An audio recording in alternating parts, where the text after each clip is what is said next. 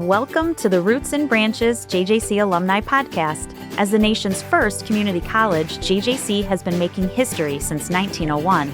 With more than 70,000 alumni, we have an endless supply of stories to share. Listen in to find out how deep our alumni's JJC roots go and how far they've been able to branch out into our community and beyond. Welcome back, everybody. We are so excited to have today's alumni guest, not only because he's an integral part of our culinary department here at JJC, but also because he is a dear friend and colleague that I've had the pleasure of working with for the last 5 years, and I'm excited to share his story. So help me welcome Javier Reyes, who is our culinary arts purchasing specialist and an adjunct instructor. Javier, thank you so much for being here today. Thank you for having me, Jen. This is a pleasure. Thank you. You've been on the list, for a while. I think I've been every time I see you, right? Say, Every time I see you at lunch, I remember you saying, "Oh, we got to do the podcast next." I'm like, "Oh, that'd be cool."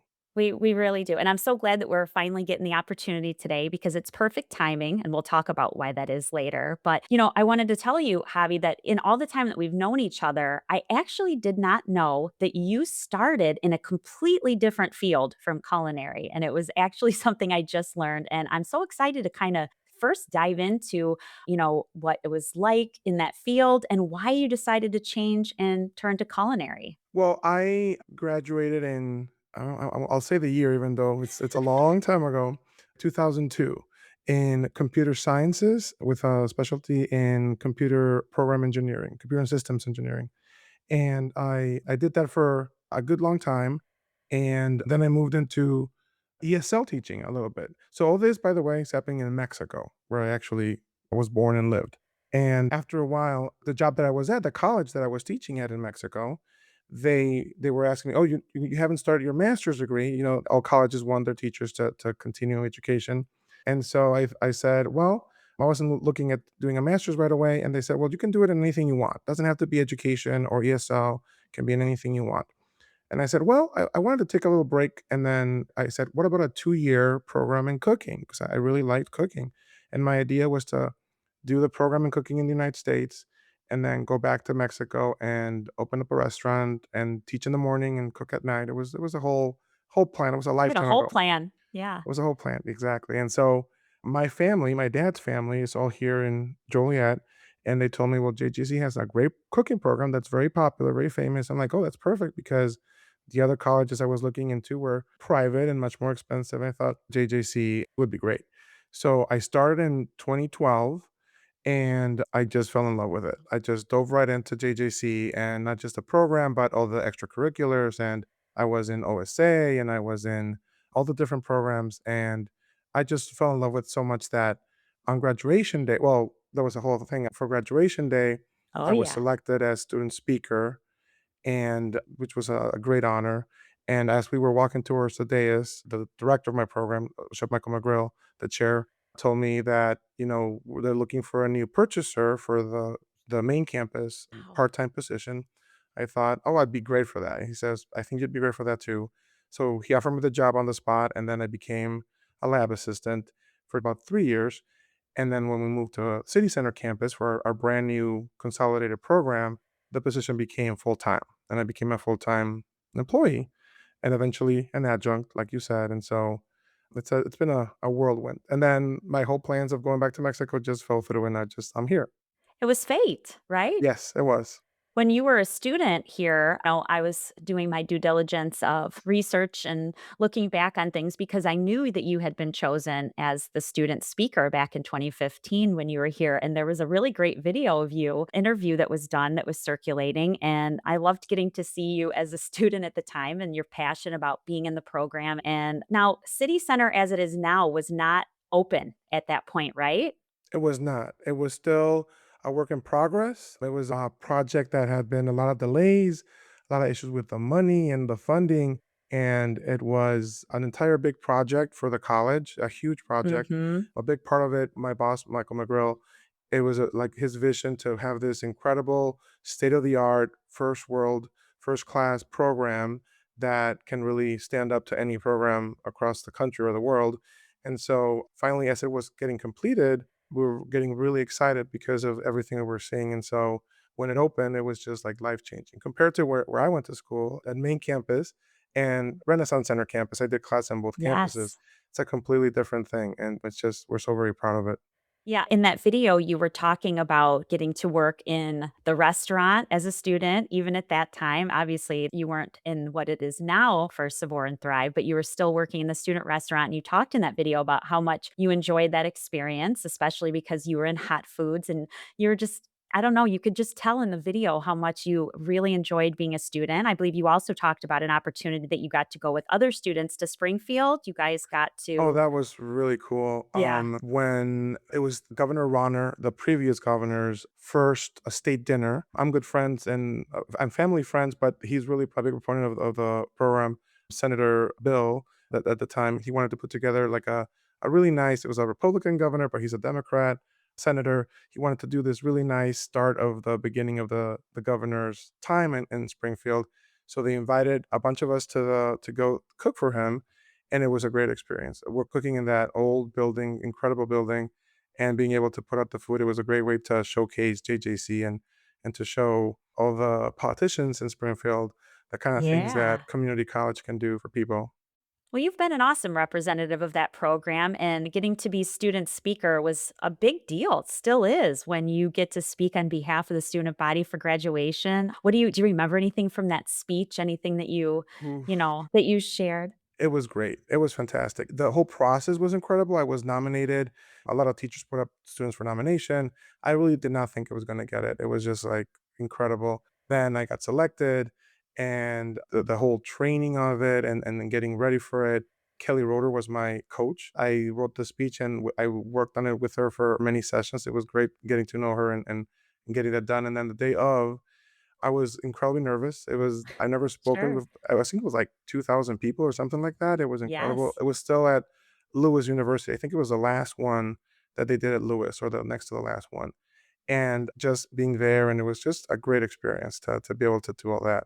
Yeah, I heard the applause were quite loud for you, but and I see why that is. Just you're always helping people, you're always making friends, and that's probably why Chef McGrill was ready to offer you that position right on the spot. So, your plans to go back to Mexico, that all changed. We're not running a restaurant. You It ended up did. just getting right into the JJC group. And I definitely want to talk about your job as a purchasing specialist because I think that is such a unique position. But I also want to talk about what made you want to be an adjunct instructor because you have another award under your belt. You weren't just student speaker, you were also the 2025 Adjunct of the Year. So That, you're just yeah. raking in the awards. But what is it about teaching in the culinary department that you love? Well, my enjoyment of teaching started back in Mexico when I was a ESL teacher in a university there. I just really like being able to see that moment when a student like gets something and it clicks for them, and Yeah. it's a great experience. It's a great feeling. And so I never, it was not in the books for me to be at Edge. I was just going to be a full time purchaser, but we teach purchasing. Purchasing is one of the subject matters we teach in class. Shimargo says, Mhm. "Well, you're the purchaser, and I think you'd be good at doing the adjunct teaching." So, I mean, you have teaching experience, and I think you'd just be good to do it. So it wasn't really planned. It was just, it kind of made sense. You're the purchaser, teach the purchasing class. So I redeveloped the curriculum for that, turn it more of like an online portion of it, getting ready for it, and it's been incredible being able to do that, especially, since COVID, and then all throughout, the past, the inflation, the egg price issues. There's all these Mhm. questions that students have, like, why is this happening? And so the class that I teach, it really helps students understand the world as it is and how it affects us as chefs, right? So it's not the same Mhm. as just going to shopping at Jewel and getting your groceries. It's a very different type of situation. So I just love Yeah. doing it. And when I was told that I had been nominated, Shema Girl Mhm. nominated me for the position, I was really privileged again. And I answered a little questionnaire and thought nothing of it. And then one day I got an email from Claire at the Adjuncts, and she told me you won. So that was really Amazing. great too. Getting to go to, we did a normal, the ceremony was at normal, and being able Mhm. to sit with Dr. Namu and some of the other board members, it was a great experience. Well, it was a well-deserved honor, and I think that you're a fabulous teacher, and especially in your area. So, because you get to kind of be in the process of being the purchaser, but then getting to teach students about it while you're in it. Like, what a unique setup to have that dual job going at one time. But I actually had to ask you a long time ago what that really meant, like what your day-to-day job looks like as the purchaser for our culinary departments. Maybe you can share a little bit about that. It's a little of controlled chaos, I like to call it. Restaurants are chaotic. They tend to, Uh-huh. there's a lot of stuff being needed. And normally if there's one chef, most restaurants have one chef and that chef puts in the orders and usually does the job himself or herself. And for us, I have 7 chefs that I buy for. So chefs are very interesting people. And so we need to work within our budget, but also we are very privileged. Chef McGrill has always focused the program to be as creative as possible, try not to limit too much of what the chefs want to show the students. So if the chef says, I want to find this ingredient and I want to be able to showcase it for the students, we go above and beyond to find that ingredient. So my job consists of getting in all the orders from the chefs with whatever they need for the next week, whatever they're teaching. Mhm. The baking chefs are doing croissants, for example. So let's look for the ingredients for the croissants. And the restaurant chefs want to do Cornish hen for a special. So we got to look for that. So put all the orders together, bring the product in, distribute it to all the 11 kitchens that we have in the building, and making Wow. sure that everybody has what they need so that nobody's short on anything. And so it's controlled chaos, I like to call it. It sounds like it. But it's a lot of fun being able to talk to students about ingredients they probably never seen before, things they never worked with before. It's a great, great experience to be able to showcase all that. All right, speaking of showcasing things, I kinda heard that there's, like, a special ingredients, like, you've got this, like, pantry somewhere that is just organized and full of everything. Yeah. I need to come see that sometime. Yes, it's a lot of stuff. I tell the students, "Can you name all the flours that we use?" We use like 5 different types of flours, like for cakes, for breads, for pastries. There's different types of flours. Just in flour itself, it's a whole Wow. corner for that. So we have a lot of different ingredients, some very expensive ingredients. I always tell the students, this is your chance to work with fresh vanilla. Fresh vanilla is $400 a pound right now. Oh my So, gosh. it's very expensive ingredients, so you gotta make sure that you are taking advantage of it because there's very little chance that you're gonna be able to work with it outside until you get into like a very nice restaurant. So we have a big Wow. pantry for the receiving for sure. That is amazing. I definitely have to check it out. So, you're doing all these amazing things at JJC. You're teaching classes, you're keeping our kitchens stocked, you're assisting the chefs. And I just think you're doing so many great things here, but you're also doing a lot of really cool stuff outside of JJC now, sort of the culinary world. When I was, I think, maybe like a year into this position and I was sending out our alumni newsletter, I remember getting to feature you because you had like a really big month. You were going to be on Good Morning America, right? Yeah, that was crazy. That was a very crazy year for me. Yes, for sure. Share what you got to do on Good Morning America. That opportunity came about. So about 4 years ago, Chef McGrill sent me a link. He says, Butterball, the turkey company, they have what is known as the Butterball Turkey Talk Line, which is where people can go and ask questions during Thanksgiving. And it's everybody's like, that's crazy. Who's answering all these questions?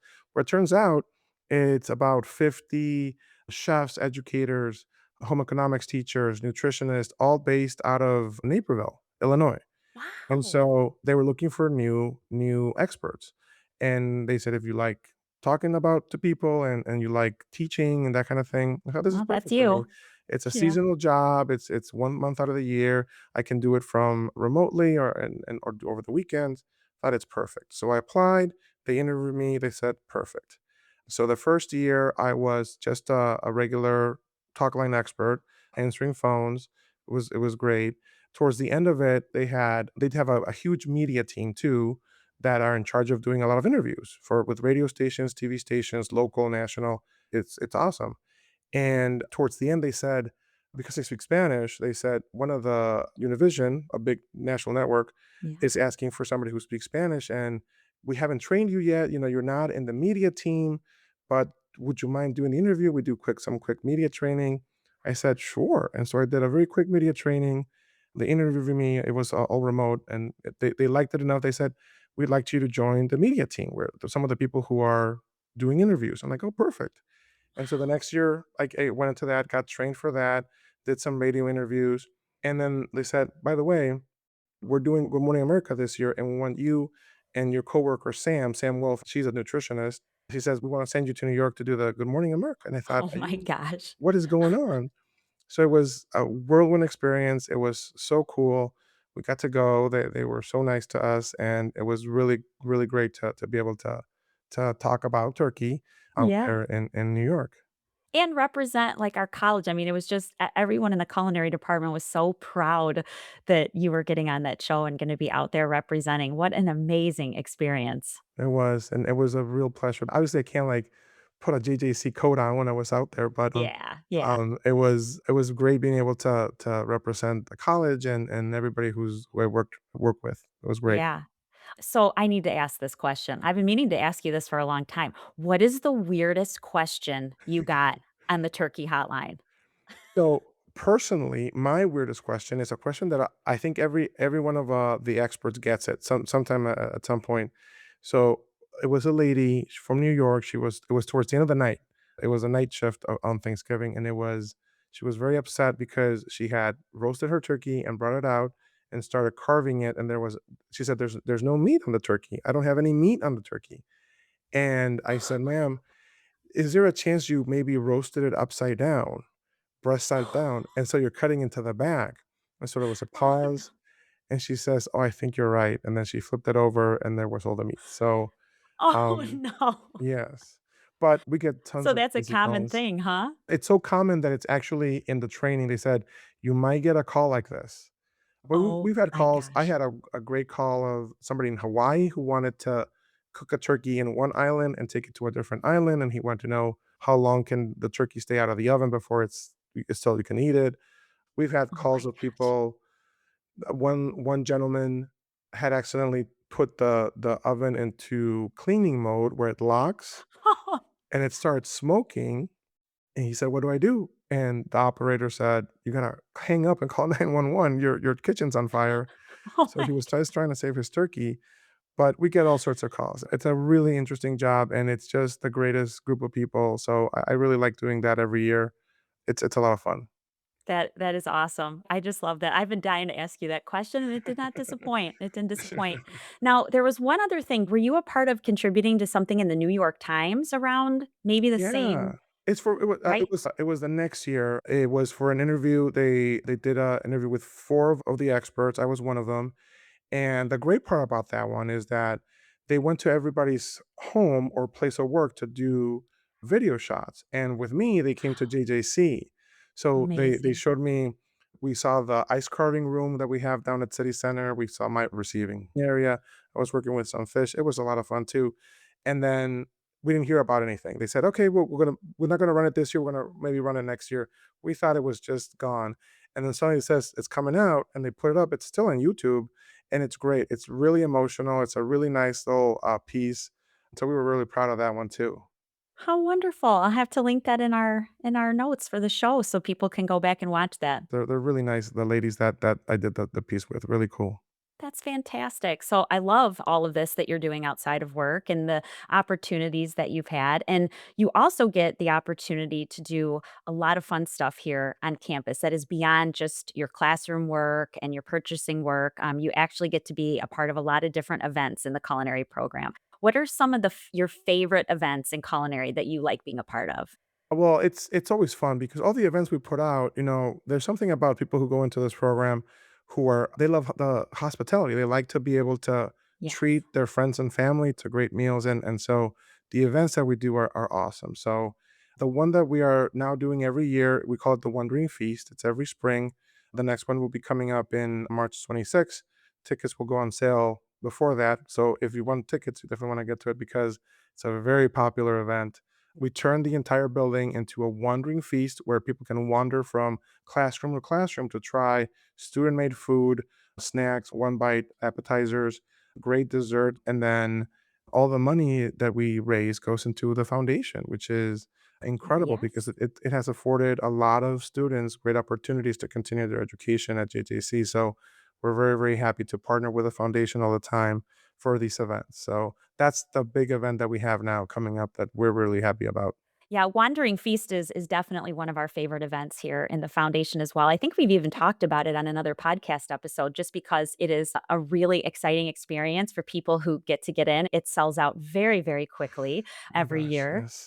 It does. Like within 20 minutes, I think we we Yes. we sell out every year. So And Um, by the time this airs, it'll probably already be sold out oh my because goodness, that's that's how. right. Yeah. Okay. Yeah.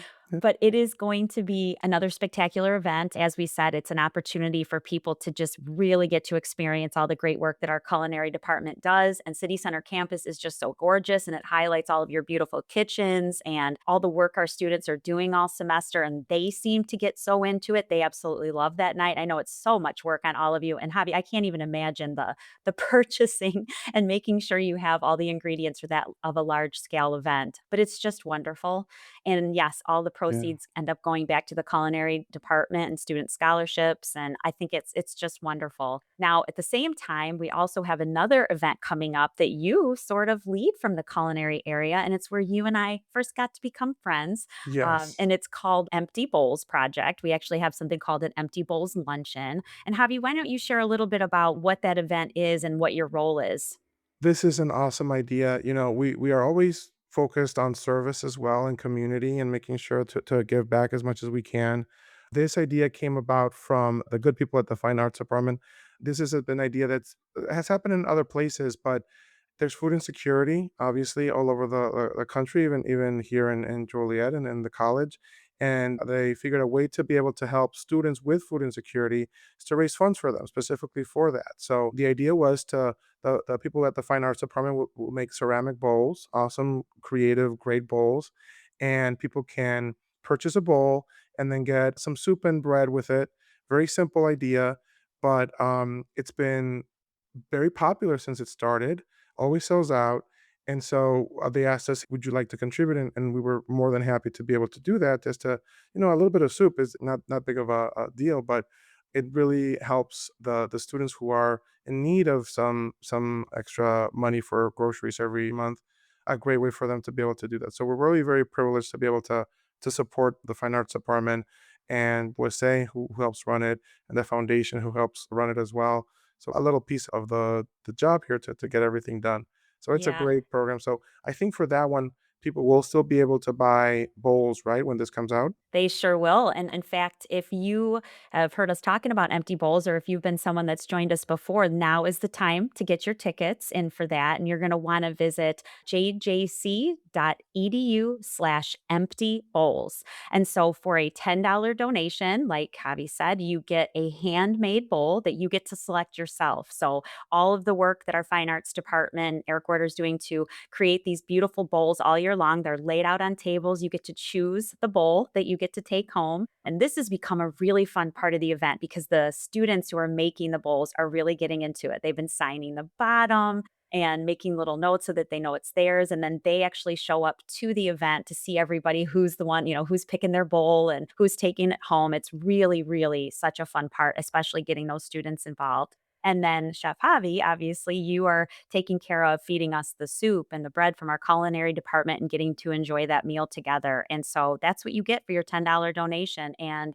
you actually now have the opportunity that if you do plan to come and you want to buy your ticket, you can also donate another $10 if you'd like to treat a student. So we have a lot of amazing students on our campus that would love to attend these events and they just simply can't, financial reasons and stuff. So we have so many wonderful donors who are giving the students the opportunity to also come and pick out a bowl and have some soup. So it's just such a feel good event. I love it. It's the It best. is. It leaves you feeling really, really good about what we do, and it really does help the students a lot who require extra help.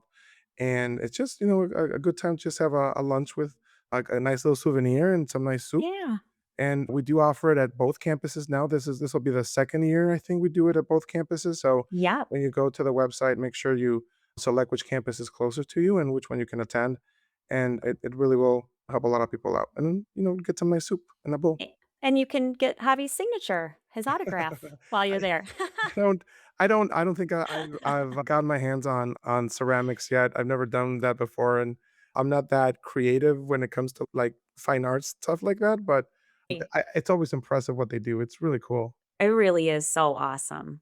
So, Javi, I just realized that I have been saying that the donation is $10, but I just remembered that this year it's actually 15. So I apologize for that oversight, but it is 15. And our hope, I think, was that the increase would just make an even bigger impact for our students and helping us fill our campus food pantries, including our new Wolves Essential Pantry, which is just providing so much for our students. So again, if you are local and you want to attend one of our Empty Bowls events this year, you just want to visit jjc.edu/emptybowls and then choose the location where you want to attend, whether that's main campus or our city center campus.